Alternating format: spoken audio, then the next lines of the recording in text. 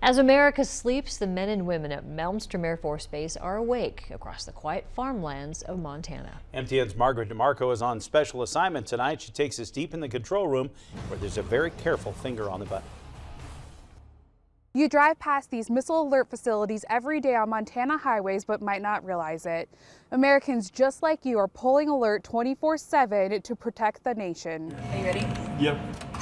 Our crew has to take an elevator 60 feet below ground to be able to access the first launch control center to go on alert. I think that most people in America aren't really aware of what my job is. As we enter the capsule, we are told we are unable to film majority of the equipment in the room. We're able to provide strategic deterrence 24/7, 365, and that wouldn't be possible if we didn't have so many hardworking, dedicated people.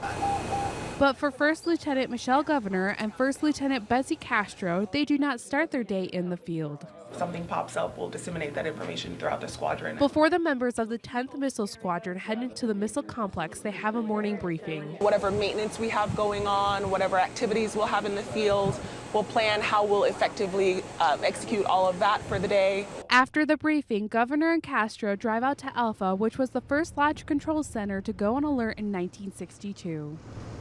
The missile complex at Malmstrom Air Force Base spans 13,800 square miles and is the largest complex in the United States. Each launch control center is in charge of 10 LFs.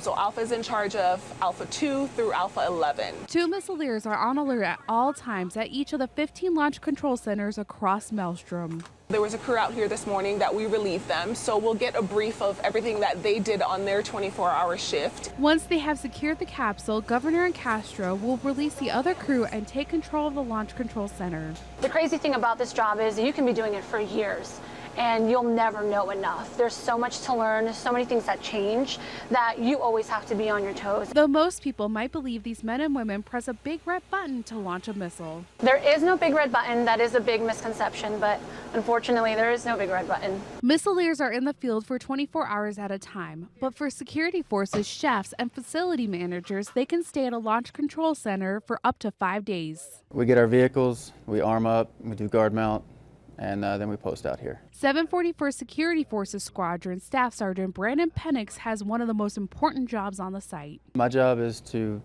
maintain the security. I watch all the sites and I let people on and off the sites and on and off the MAF. Penix also keeps in constant contact with the missileers and he coordinates with the other security forces members who are posted out. So if we got an alarm at an LF, we'd get an indication and then we would direct our security forces team to respond to that. Airman First Class Michael Yun would be one of the security forces members who would respond to an alarm.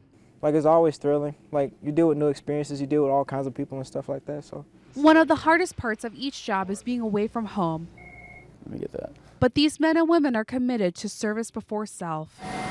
Just because my fellow citizens aren't aware of what I'm doing, my adversaries are, and that is what makes me proud to do the job that I do. These missile alert facilities haven't changed much since the 1960s, and neither has their mission. On special assignment, I'm Margaret DeMarco, MTN News. Alpha does have a long-standing history. It was brought on alert during the height of the Cuban Missile Crisis. In fact, Alpha 6 was known as President John Kennedy's ace in the hole.